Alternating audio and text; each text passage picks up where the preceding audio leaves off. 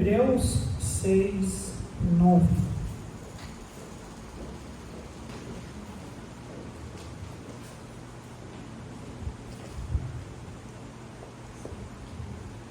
Lá na primeira igreja nós estamos estudando sobre Davi, o homem segundo o coração de Deus, e nas oportunidades que eu tiver de pregar aqui nesta igreja, eu quero pregar sobre coisas melhores para o Senhor. Coisas melhores para o Senhor. O texto que nós temos nessa noite é Hebreus 6, versículo 9. A palavra de Deus nos diz: mas de vós, ó amados, esperamos coisas, o que diz a Bíblia? E coisas que acompanham a salvação, ainda que assim falamos. Então, mas de vós, ó amados, esperamos coisas melhores e coisas que acompanham a salvação. Nosso Deus, nosso bendito Pai, damos graças ao Senhor pela tua santa palavra e pela oportunidade, ó Deus, de poder pregá-la, ó Deus, aos nossos amados que aqui se reúnem nessa noite. Usa a tua palavra, ó Deus, para instruir-nos, ó Deus, de maneira tal que, instruídos, possamos mais e melhor servir o Senhor. Esta é a minha oração, eu oro em nome de Jesus, o perdão dos meus pecados. Amém. Então, precisamos falar algumas coisas, já que nós vamos falar sobre este livro, e é provável que em outras mensagens nós vamos voltar neste versículo. O livro de Hebreus, irmãos, nós não sabemos quem é o autor humano, tá bom? A maioria dos comentaristas atribuem ao apóstolo Paulo a este livro, ou esta carta. Agora, ainda que nós não tenhamos como exatidão o nome do autor humano, nós sabemos que ele é um livro inspirado por Deus, foi soprado por Deus, é um livro divino. Então, quem é o autor, pastor? É Deus. E Deus ocultou, ou pelo menos não deixou claro para nós quem foi o seu autor humano. Então, fato a mais para nós confiarmos e crermos, é de Deus, é um livro de Deus. Quando foi escrito? Provavelmente antes da destruição do templo em Jerusalém, antes do ano 70 depois de Cristo. Por quê? Porque no livro, ou na carta, me perdoe se eu falo livro, mas na carta aos Hebreus, é mencionado sacrifícios. E os sacrifícios, após a destruição do templo, os sacrifícios deixaram de acontecer entre os judeus, tá bem? Para os cristãos, não era necessário fazer sacrifício, porém, a tradição judaica, tá bom? Eles ainda faziam sacrifícios enquanto o templo ainda existia. Muito bem, capítulo 2 ali, irmãos, nós vemos que o autor, ele queria encorajar os irmãos a viverem na fé. Olha comigo o capítulo 2 de Hebreus, versículo de 1 a 4. Eu quero dar esse pano de fundo para que você realmente guarde estes princípios. Provavelmente, irmãos, os cristãos que receberam essa carta eram judeus que haviam se convertido a Cristo. Porém, os judeus, se alguém não sendo judeu, preste atenção aqui, e fosse, no caso, gentil, não era judeu, e o judeu tinha por mania, por costume, fazer prosélitos. O que é um prosélito? É alguém que se convertia ao judaísmo. Judaísmo era uma religião, e eu aprendi recentemente, eu não sabia disso. Os judeus não gostam de ser chamados de judeus, eles gostam de ser chamados de hebreus, porque judeu é uma religião. Chamar eles de judeus é dizer você faz parte do judaísmo. Então eles gostam de ser chamados de hebreus. Os judeus, os judaizantes, eles, se tinha um gentio, eles tentavam empurrar no gentio as práticas dos judeus e convertia eles ao judaísmo. E eles tornavam-se prosélitos dos judeus, ou seja, convertidos ao judaísmo. Então, aí eu ia falar Paulo, o autor de Hebreus escreve a carta justamente para os cristãos hebreus ou judeus, dizendo a eles: olha, vocês precisam entender que nós estamos num outro momento, numa outra dispensação. Nós não precisamos mais viver como no passado, debaixo de sacrifícios e debaixo da lei. Inclusive, o autor vai mostrar que agora, de uma vez por todos, apareceu Cristo Jesus, o sumo sacerdote, que ele, além de ter oferecido o sacrifício, ele mesmo foi o próprio sacrifício, oferecido uma única vez e nunca mais. Ninguém precisa oferecer sacrifícios para que os seus pecados fossem perdoados e para que a ira de Deus fosse aplacada sobre o pecado das pessoas. Então, o autor da carta quer encorajar os judeus, os hebreus, que, sendo cristão, talvez eles estavam ainda pensando que precisamos fazer alguma coisa ligado com a lei antiga. E aí o autor quer desbancar isso.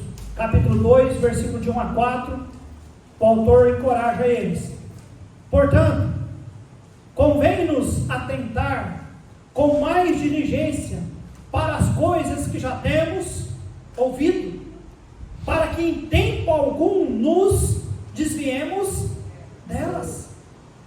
Porque se a palavra falada pelos anjos permaneceu firme, e toda transgressão e desobediência recebeu a justa retribuição, como escaraparemos nós, se não atentarmos para uma tão grande salvação, a qual, começando a ser anunciada pelo Senhor, foi-nos depois confirmado pelos que a ouviram, testificando também Deus com eles, por sinais e milagres e várias maravilhas, os dons do Espírito Santo, distribuído por sua vontade? Então o autor está querendo dizer: gente, presta atenção. Como escaparemos nós se não atentarmos por uma tão grande salvação? Que tão grande salvação é essa? Essa salvação que agora veio para nós através da pessoa de Cristo Jesus, o sacrifício, o Cordeiro de Deus, a salvação pela graça. Amém, irmãos? Coisa que os judeus não conheciam. Para eles pecavam, eles tinham que procurar o sacerdote ia falar para eles: olha, traga uma ovelha, ou ofereça uma rolinha, ou faça isso, ofereça um sacrifício para aplacar a ira de Deus por causa dos seus pecados. É isso que o hebreu, que o judeu tinha em mente. Mas o autor aqui está dizendo: gente, agora não é mais assim. Como escaparemos se nós não atentarmos para uma tão grande salvação? A salvação que há em Cristo é diferente disso que vocês acostumavam a observar. E aí ele mostra, e o livro de Hebreus ressalta, irmãos, a supremacia que há na pessoa de Cristo Jesus. E eu repito a vocês: Jesus, ele é o sumo sacerdote, ele é o Cordeiro perfeito, ele é o único sacrifício, e ele é para sempre. Jesus Cristo é o Deus que existia antes mesmo de ser nascido, e é o Deus que continuou sendo Deus mesmo depois de ter morrido. Jesus, ele é supremo. Você consegue entender isso? Antes que os montes nascessem, Jesus já existia. Amém, amados? Antes do mundo ser construído, a Bíblia diz lá: no princípio criou Deus. A palavra Deus ali é Elohim, é 3 em 1, Pai, Filho e Espírito Santo. Jesus já existia, e para sempre Cristo vai existir. Amém, amados? Então o autor, quando ele escreve isso aqui, Hebreus 6:9, ele diz: mas de vós, e eu quero destacar essa palavrinha, fale alguém, amados. Esta é a única vez nesta carta, e embora, se você depois ler o contexto de Hebreus capítulo 6, é um texto duro, o autor é duro aqui, ele está confrontando pessoas que talvez não são salvas. Ele está dizendo de pessoas que experimentaram, mas só experimentou, de fato não recebeu Cristo como Salvador, apenas experimentou. Experimentar é uma coisa, você realmente ser saciado com aquilo, é diferente. O autor, amados, ele está sendo duro, mas é para que eles entendessem. Mas ele usa a palavra amados. Amém, irmãos? Amados. Se ele não os amasse, ele não teria falado algo tão sério e tão importante. Mas ele deixou claro, irmãos. Agora era hora de compreensão e não de repreensão. Agora era melhor ele assustar eles com a advertência do que eles depois lamentar pelas consequências que de repente eles iriam ter por não compreender e não viver o cristianismo da forma que era. Ontem, lá na primeira igreja, eu preguei sobre as consequências do pecado de Davi. E amados, Natan teve que chegar a ele e disse: tu é este homem. E daquele momento em diante foi tristeza e mais tristeza. Então é melhor ser duro antes e evitar o problema do que depois ser duro, mas depois simplesmente só decretar: agora já era, agora você vai colher os frutos da sua desobediência. Os irmãos estão entendendo? Então o autor aqui, ele está dizendo: amados, é melhor assustar eles com advertência do que depois eles lamentarem pela consequência. Mas entendam, o autor dizendo: amados, mas de vós, ó amados, repito, ele está escrevendo para os crentes em Cristo Jesus, pessoas que já haviam convertido ao Senhor Jesus, mas que eram hebreus ou judeus, e provavelmente, e aconteceu em alguns momentos, irmãos, que infelizmente, embora a pessoa sendo salva pela graça, eles ainda se debruçavam sobre a lei e os costumes. Ele diz: mas de vós, ó amados, esperamos coisas melhores. O autor diz, irmãos, coisas melhores. Esperamos coisas melhores. Não há dúvida que o contexto aqui é de expectativa por coisas melhores. Coisas melhores de quem? De vós, amados. De vós que sois salvos. Agora, irmãos, esperar coisa melhor de gente, de homem. O ser humano é pecador, sim ou não? E os crentes também. Nós pecamos. Pecar, errar, faz parte da nossa vida. O apóstolo Paulo diz: o que eu quero eu não faço, o que eu não quero eu faço. Mas o autor aqui diz: mas de vós, ó amados, esperamos coisas melhores. Coisas melhores. Há uma expectativa aqui, irmãos. E o que é que essas coisas melhores significam, pastor? É claro que ele está dizendo a maneira de viver nossa. É claro que ele está dizendo o nosso testemunho. É claro que ele está dizendo coisas que nos identificam com Cristo. Isso é lógico, irmãos, porque Deus os salvou, Deus os libertou, Deus os transformou. Então é razoável que as expectativas de Deus sobre aqueles que Ele salva sejam essas, ou seja, coisas melhores. Os irmãos estão comigo? Deus não está perguntando, não está pedindo, esperando uma coisa impossível. Ele já sabe que nós somos pecadores, Ele sabe que nós andamos distante dEle, mas Ele se revelou a nós. E nós que já somos salvos e aceitamos Jesus como Salvador, nós já talvez não entendemos tudo da Bíblia, mas nós já sabemos algo muito mais sólido de quem é Deus. Nós já sabemos muito mais o poder dessa palavra, nós já sabemos um tanto sobre o Espírito Santo, nós já sabemos muitas coisas acerca de Deus, nós já ouvimos, nós já vimos muita coisa acontecer em nossas vidas, na vida de outras pessoas. Nós temos visto o poder, o agir de Deus, libertando, transformando, fazendo realmente alguém que era uma criatura velha se transformar em algo novo. Amém, irmãos? Então, é justo, é lógico Deus esperar de nós quem, pastor? Amados. Mas de vós, ó amados, esperamos coisas. Que coisas estava dizendo a Bíblia? Melhores. coisas melhores. Irmãos, é razoável a expectativa de Deus sobre o crente. É razoável Deus esperar coisas melhores. No entanto, será mesmo que o Senhor tem sido ou visto em nossas vidas coisa melhor? Será que isso tem sido o que as igrejas hoje têm trazido ao Senhor? Eu não sei você, eu identifico algumas coisas ruins na minha vida. Não vou te falar, tá bem? Não vou te falar.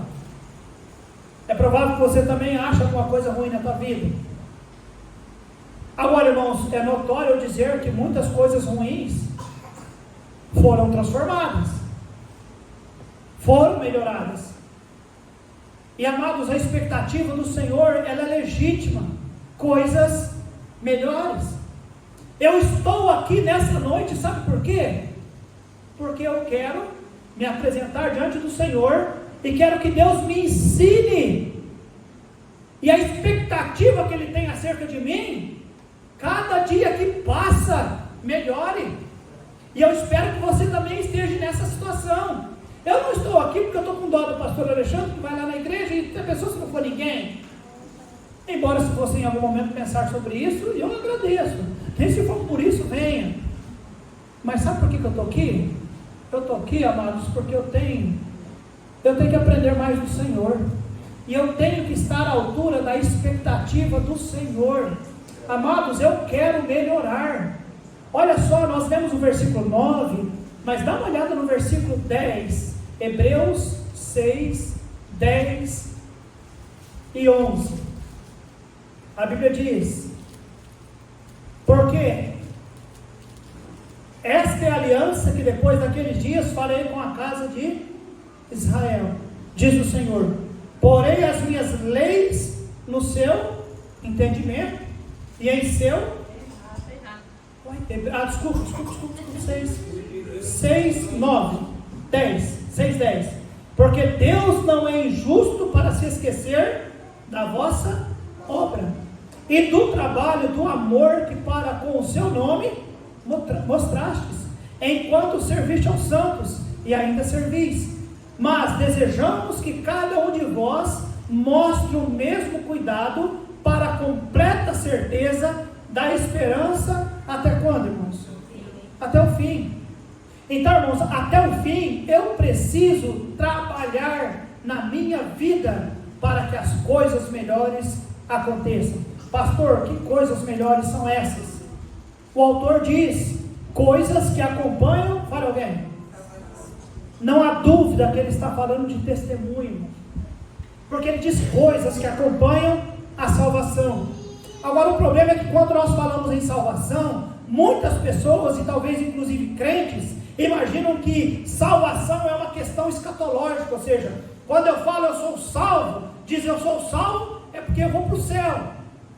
Quando eu digo eu sou salvo, é porque eu não vou no inferno. Quando eu digo eu sou salvo, é porque eu tenho uma eternidade garantida com Deus. Está tudo bem, salvação é eternidade lá no céu, amém, amados? Mas quando diz: mas de vós, ó amados, eu espero coisas melhores, coisas que acompanham a salvação, não há dúvida que a expectativa de Deus refere-se a testemunho presente. Coisas que acompanham a salvação, quando? Quando eu chegar no céu? Lá não, lá eu já tenho as promessas. Lá o Senhor não vai esperar nada de mim, porque o Senhor vai transformar a nossa vida, amém, amados? Nós teremos corpos glorificados, nós não teremos a presença do pecado, lá o Senhor vai se encarregar disso. A expectativa de Deus é aqui, é presente, a nossa salvação, é o dia a dia. Obrigado, querida, muito obrigado, queridas, né? Uma pensou e a outra pegou.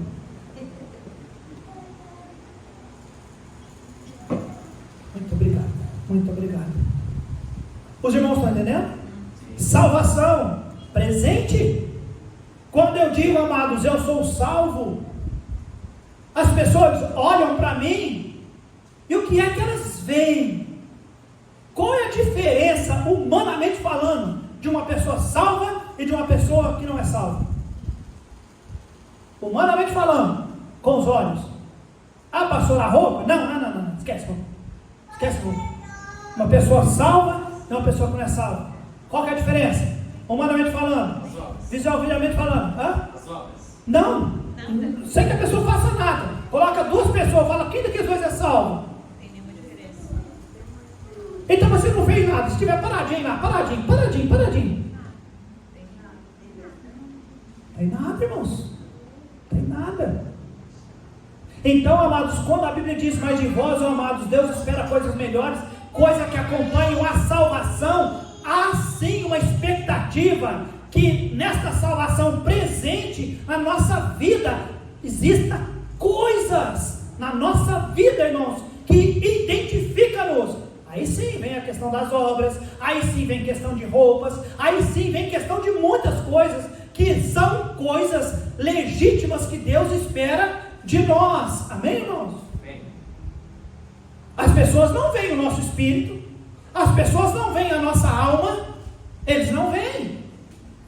O que eles podem fazer é observar a nossa vida. Irmãos, salvação, embora ela é eterna, mas ela está ligada também ao presente. E só há duas maneiras de viver: ou nós vivemos uma vida certa, ou nós vivemos uma vida errada. Agora a Bíblia, irmãos, coloca para nós que o salvo, o Senhor espera coisas melhores. Paulo, escrevendo aos Coríntios, diz que nós somos a carta vista e lida por muitos. A Bíblia diz que nós somos de Deus embaixador. O que é um embaixador? É alguém que representa. Acabou. É alguém que representa alguém diante de um outro país, alguma coisa assim.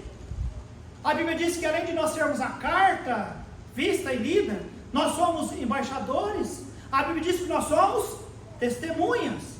A Bíblia diz, irmãos, que nós somos o sal da terra. A Bíblia diz que nós somos a luz do mundo. A Bíblia diz, irmãos, que nós somos os mordomos do Senhor. A Bíblia diz que nós somos herdeiros de Deus. A Bíblia diz que nós somos co-herdeiros com Cristo. Então, amados, é natural, é lógico que Deus tem expectativas sobre nós. Amém, amados? Amém. Espero coisas, mas de vós, ó amados, esperamos coisas melhores. Essa esperança de Deus, irmãos, por que esperamos? Por que o autor escreveu isso, o versículo 9? Quem é o autor? Nós não sabemos. Apenas de um autor sabemos. O autor espiritual, o Espírito Santo. Mas de vós, ó amados, esperamos coisas melhores. Tanto o autor humano, quanto o autor divino, ele tem uma esperança, uma expectativa. Qual a expectativa, pastor? Coisas melhores. Ele gostaria que nós fôssemos melhor. Ele gostaria que nós mostrássemos o Senhor através das nossas vidas. Ele espera algo de nós. O salmista, no Salmo 40, diz: esperei com paciência no Senhor, e Ele se inclinou. Amados, nós esperamos de Deus, e o que é que Deus faz? Deus nunca nos decepciona.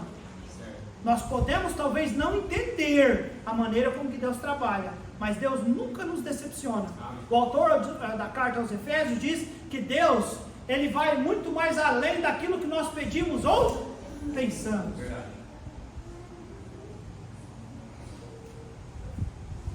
Então, o que nós esperarmos de Deus, Deus faz o que, igreja? Ele vai além. Agora, o que Deus espera de nós? É aí que está a questão. Então, fugindo da regra, alunos de homilética, que eu disse que em homilética, num sermão de 40 minutos, você gasta 7 minutos numa introdução, 10 minutos em cada ponto, 3 minutos na conclusão. Eu gastei 25 minutos só na introdução, mas eu só tenho 2 pontos, tá bem? Nesta noite eu queria falar para você, é legítima a expectativa de Deus sobre nós, amém, irmãos? Amém. Mas de vós, ó amados, Deus, nós esperamos coisas melhores. Expectativas. Irmãos, que tristeza quando uma expectativa é frustrada. Sim ou não? Sim. Ou tal do relatório e outras coisas. Que tristeza quando as nossas expectativas são frustradas. Irmãos, não vamos frustrar a expectativa de Deus. Amém, amados? Sim. Nós queremos nas quintas-feiras Deus dando vida e saúde, e eu quero desafiar o grupo que aqui estiver, para que nós entendamos quais são as expectativas de Deus para nós, porque Ele espera coisas melhores. E nesta noite eu vou falar sobre duas expectativas. A primeira delas, vá comigo lá em João capítulo 15, versículo 4. João 15, 4.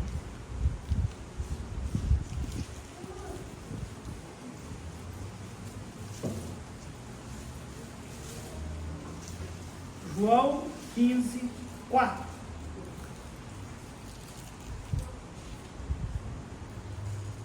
Está em mim e eu em vós.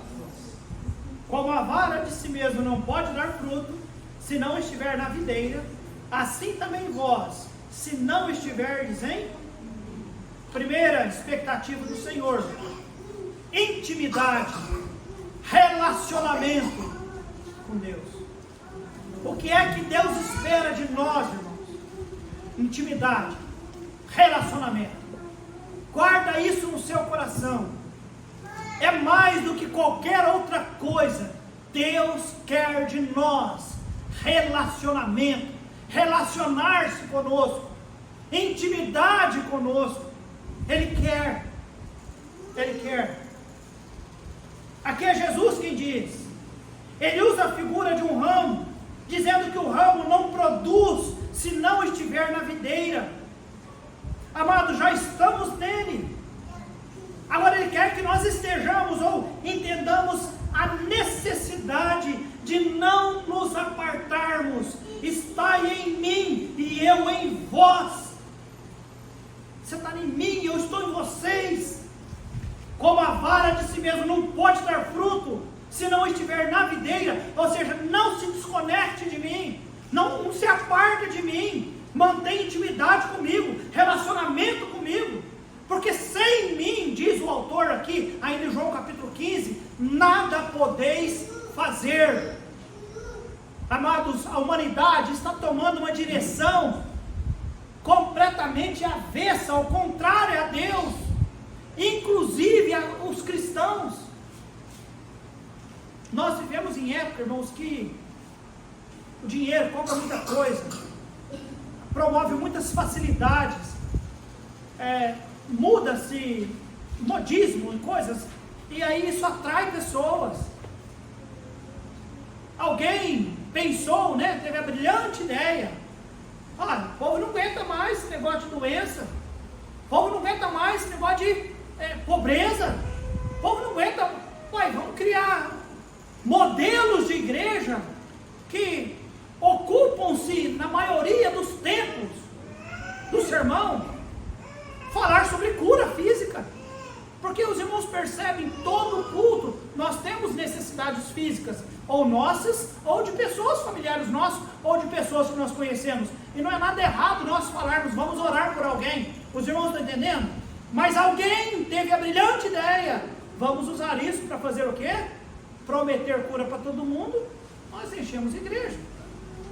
Alguém teve a brilhante ideia, o povo gosta de dinheiro, se a gente prometer que se der tanto, a pessoa ganha o dobro, se apostam na loteria, quanto mais sabendo que quem vai garantir é Deus.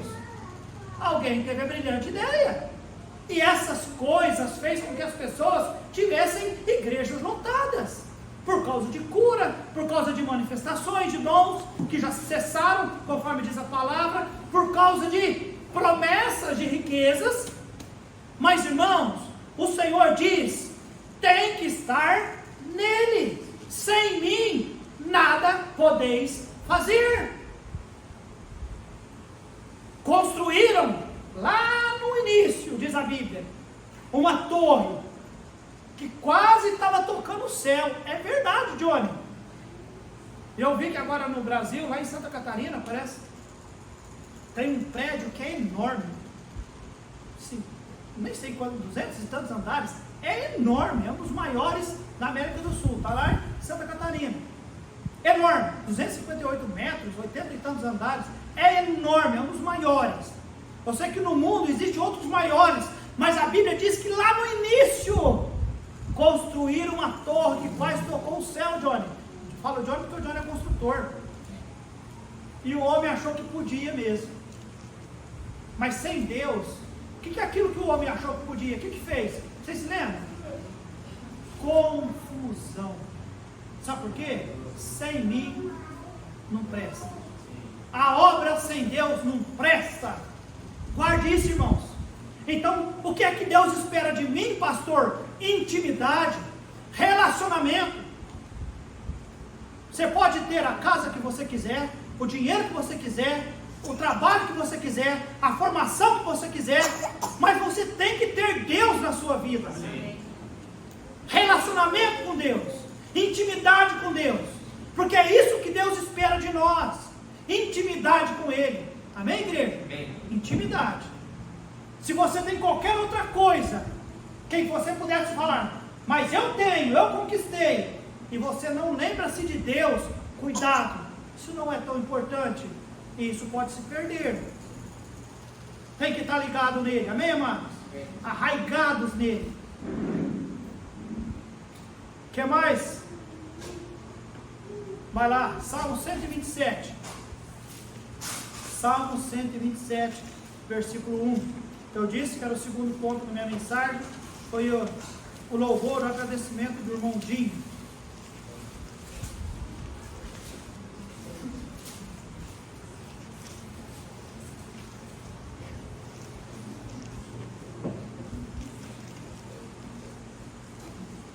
E é só esse que nós vamos para casa, tá bom? Mas não imagine que é muito rapidinho, tá bom?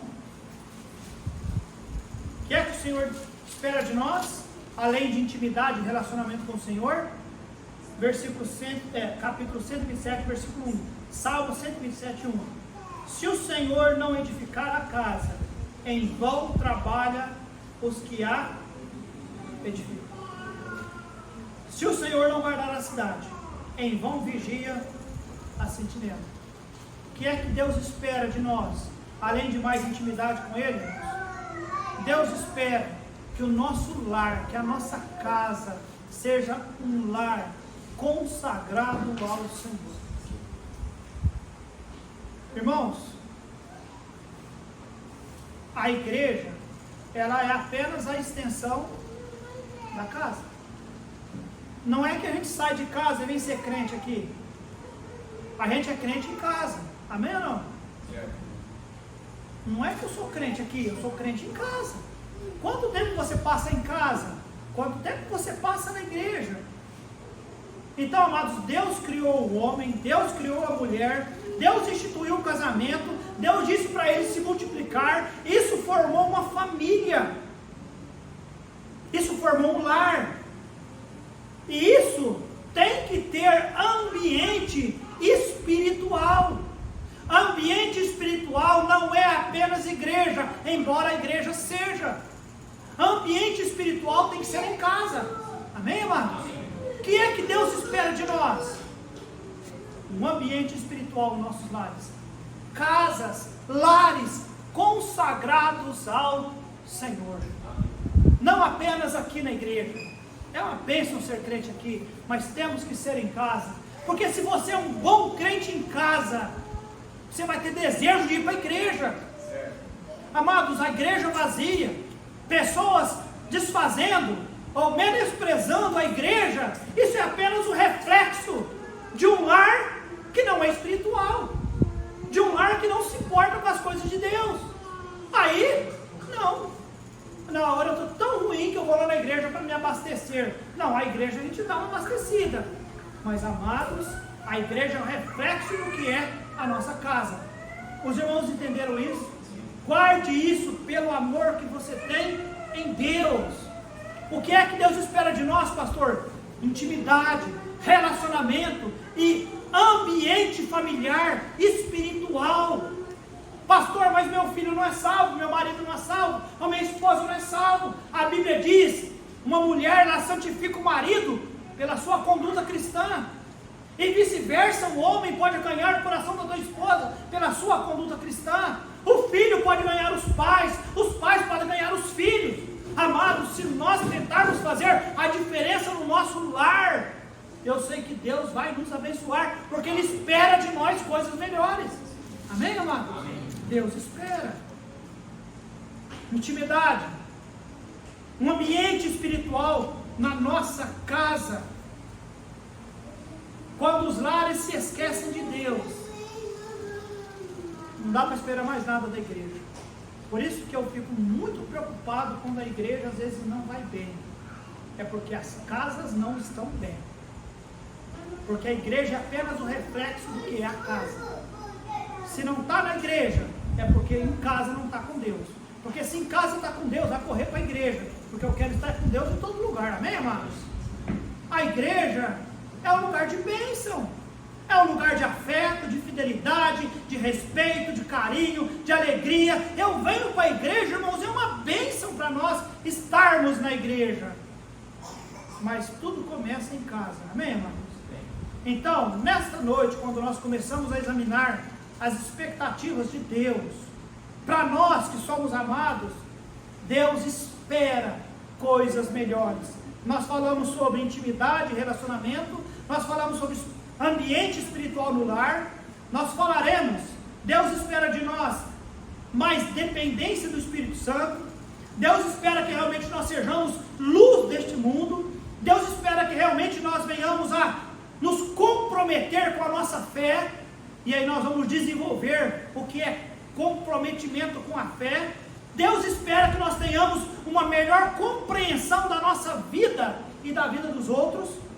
Deus espera que realmente, irmãos, nós sejamos melhores, possamos refletir coisas melhores, coisas que acompanham a salvação, e que Deus nos abençoe, ter ânimo para chegar, ter disposição, talvez fazer igual a Ilka de anotar, né, e viver. Eu quero, Deus, o Senhor me salvou. Eu não me importava com o Senhor, porque eu estou falando assim, não estou falando que é vocês, não. Estou falando de mim. Eu não me importava com Deus. Eu não gostava. Eu não queria ser cristão. Eu não queria saber de ler Bíblia. Eu não queria saber. Era pecar. Eu gostava de pecar. É isso que eu gostava. Pecar. A minha cabeça planejava pecado. Não via a hora de chegar no final de semana. Planejar pecado. Gente, naquela época, essa titica, eu ouvi, meu tio comunicou, Xande, tem um cara em Ribeirão, que ele faz uma chavinha que abre a mesa de bilhar, e aí você pode pegar todas as fichas que você quiser. Tio, o senhor providencia uma para mim? Bom, estou dizendo, 16 anos de idade, faz muitos anos atrás, arrumei uma michinha. Aí ia lá, comprava 10 fichas para jogar bilhar, abria, tirava mais umas 10, 20, jogava ali, jogava em outra mesa. Era mal, era ruim, pecador, mas Deus salvou, amém, amado?